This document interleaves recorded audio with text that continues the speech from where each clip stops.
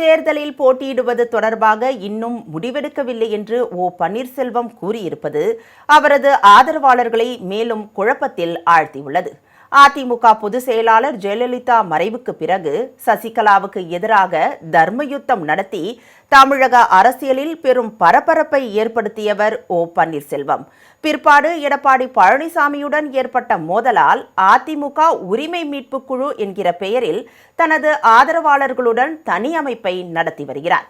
கடந்த நாடாளுமன்ற தேர்தலில் பாஜக கூட்டணியில் அங்கம் வகித்து படுதோல்வி அடைந்த பன்னீர்செல்வம் அக்கூட்டணியில் இருந்து வெளியே வந்தார். தன்னை போலவே எடப்பாடி பழனிசாமியால் பாதிக்கப்பட்ட டிடிவி தினகரன், செங்கோட்டையன் போன்றவர்களை சந்தித்து அரசியலில் தனக்கான இடத்தை தக்க வைத்துக் கொள்ள பன்னீர்செல்வம் முயற்சித்தார். டிடிவி தினகரனும் தனது அரசியல் ஆதாயத்திற்காக பன்னீர்செல்வத்தை கொம்பு சீவி வந்தார்.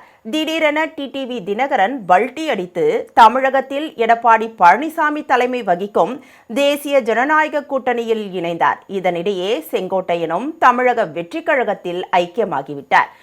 பன்னீர்செல்வத்தை நம்பி வந்த அவரது ஆதரவாளர்கள் பலரும் திமுக உள்ளிட்ட மாற்று கட்சிகளில் இணைந்து வருகின்றனர். கிட்டத்தட்ட அரசியலில் போக்கிடம் இல்லாத ஒரு நபராக பன்னீர்செல்வம் விமர்சிக்கப்பட்டு வருகிறார். அவரை அமைச்சர் சேகர்பாபு உள்ளிட்டவர்கள் சந்திப்பதும் பன்னீர்செல்வம் முதலமைச்சர் ஸ்டாலினை சந்திப்பதும் நடந்து கொண்டிருந்தாலும் ஒரு நிலையான அறிவிப்பை வெளியிடவில்லை. இந்நிலையில் தேனி மாவட்டம் பெரியகுளம் அருகே உள்ள கைலாசப்பட்டி பண்ணை வீட்டில் பன்னீர்செல்வம் தனது ஆதரவாளர்களுடன் ஆலோசனை மேற்கொண்டார். சட்டமன்ற தேர்தலில் யாருடன் கூட்டணி என்பது தொடர்பாக இந்த ஆலோசனை கூட்டத்தில் விவாதிக்கப்படுவதாக தகவல் வெளியானது. இதைத் தொடர்ந்து அதிமுக கொடி கட்டிய வாகனங்களில் அவரது ஆதரவாளர்கள் பண்ணை வீட்டில் குவிந்தனர். ஆனால் ஆலோசனை கூட்டத்திற்கு பின்னர் செய்தியாளர்களிடம் பேசிய பன்னீர்செல்வம் வழக்கம் போலவே கழுவுகிற மீனில் நழுவுகிறது போலவே பேசினார்.